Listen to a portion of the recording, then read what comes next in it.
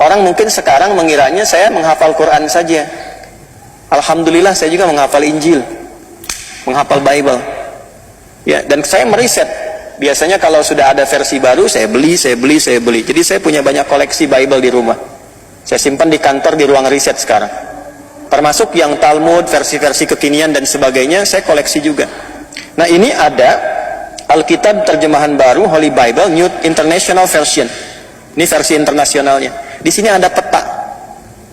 Dibuka dengan peta. Ini supaya menambah wawasan ya, Bapak Ibu sekalian. Kok bisa katanya kajiannya kajian tausiah tapi referensinya Bible? Gak apa-apa. Ini ada peta nih. Tuh, dibuka dengan peta. Ini petanya, Division of Canaan 1200 sampai 1030 before Christ, sebelum Masehi. Jadi ini petanya dulu, kanan yang saya tulis ini, ya. Ini tahun 1200 sampai 1030 sebelum Masehi. Kalau sebelum Masehi kan mundur kan? Ya, 1200 sampai 1030 sebelum Masehi. Nah, di sini menariknya Palestina sudah ada, Palestina.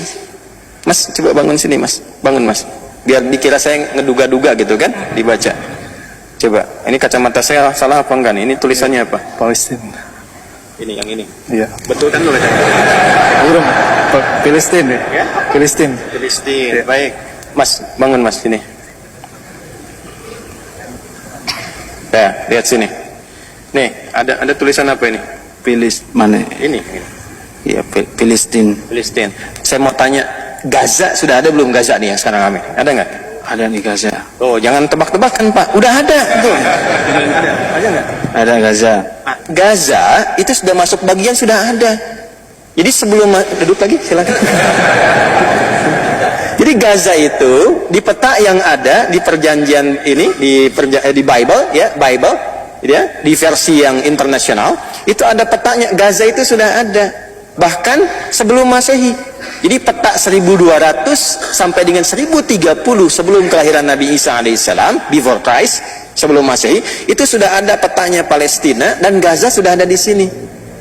Yang menarik, Israel nggak ada sebagai satu wilayah ya, yang Zionis klaim sekarang itu nggak ada, nggak percaya.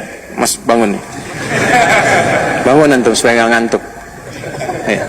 Coba dari atas sampai bawah temukan Israel ada nggak? Nggak ada. Lihat dulu, jangan langsung nggak ada. Walaupun saya sekoh tetap antum mesti lihat. Nih pegang mic-nya. Jadi nih pegang mic-nya. Nah ini wakafin aja. 1 menit. Pegang. Pokoknya ada hadiah 100 juta. Saya berani kasih karena nggak ada. Nggak ada nggak? Nggak ada kan? Nggak ada. Baik. Ya, nanti insya Allah kalau mau kita kopikan.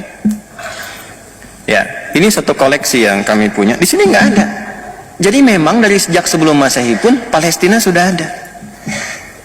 Ya, dan Gaza sudah ada. Nah, kota-kota yang sekarang disebutkan kayak Tel Aviv dan itu nggak ada. Ya, jin-jin masa Nabi Sulaiman juga nggak kenal itu. Ya, emang nggak ada. Ya jangankan manusia, jin pun tidak kenal. Ya, yang ada apa? Tulisannya Palestina. Ya, jadi kalau ada aktivis-aktivis kekinian, itu kan yang terlambat bangun, kemudian menyampaikan itu asalnya sudah ada duluan, nggak ada. Yang ada itu Palestina. Filistin sudah ada. Gaza menariknya ada di sini. Ya, dan ini yang paling menarik ditemukannya apa di Alkitab versi ya terjemahan baru, versi internasionalnya, Holy Bible-nya. Ini temukan di sini. Ya, setelah itu kesininya baru berubah. Ini peta-peta kekinian. Ini yang paling lama diakui betul. Yang menarik begini, yang ini yang orisinilnya, yang ini peta jalan yang sekarangnya. Jadi dalam saat yang bersamaan mengakui dulu nggak ada, sekarang dibuat klaim ada di sini.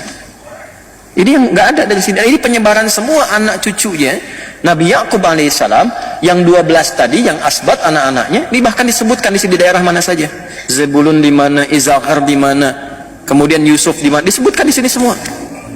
Yahuda di mana, ya, Syamun di mana, Levi di mana, disebutkan semua petanya di sini, dan semua wilayah disebut dengan Palestina. Paham sampai sini? Baik, itu dulu yang ingin saya tampilkan di awal.